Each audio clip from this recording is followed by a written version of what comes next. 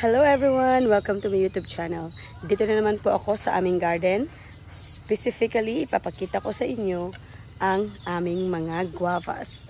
Last year, nakita nyo naman po ang aming ginagawa. We cover the guavas with plastic kasi para hindi papasukin ng mga worms. In our small garden, we practice organic gardening, organic farming. So to eat healthy fruits, free from insecticides, all we do is we cover the baby apple guavas para hindi papasukin ng mga worms at insecticides. We still have, baby pa lang, dapat i-cover na. We still have a lot to wrap. At syempre, given my height, at sa taas ng apple guavas, ay, aakyat na naman ako sa hagdan para lang maabot sila. Pero yun nga, mas masarap pa rin ang pag-harvest. Pero the feeling na ginagawa mo pa lang,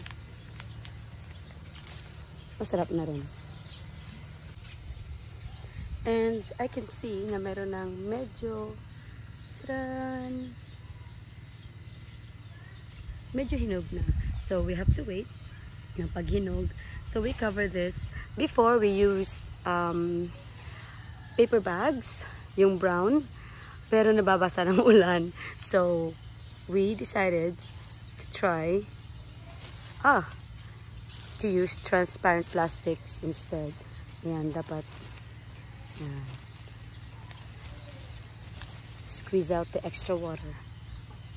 Yan, siguro hindi firm o hindi tight ang pagbalot ng aking sister. Pero still we have a lot to work on. And ito yung aking dates. Tumutubo pero I don't know if mabubunga siya. And we also have here, this is, someone told me it's Philippine version or Philippine variety of cranberries. At ang sarap nitong i-jam. Pag black na ito, that's the time you can harvest.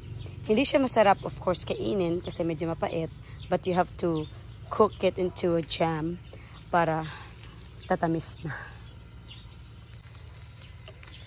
Punta po tayo sa aking cacao.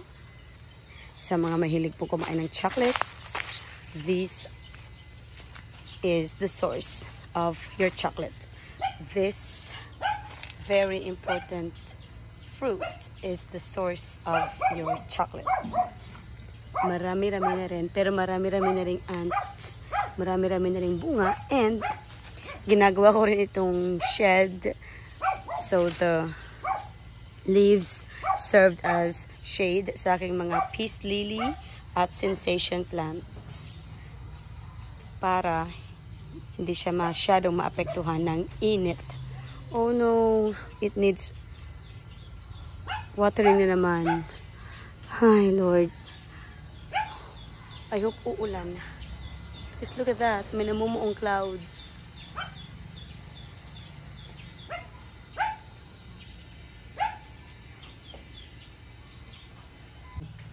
Dito na po muna magtatapos ang aking vlog for this episode. Ito, I'm sweating because of the weather. 7:20 AM pa lang po, pero ito na nga. So, ito.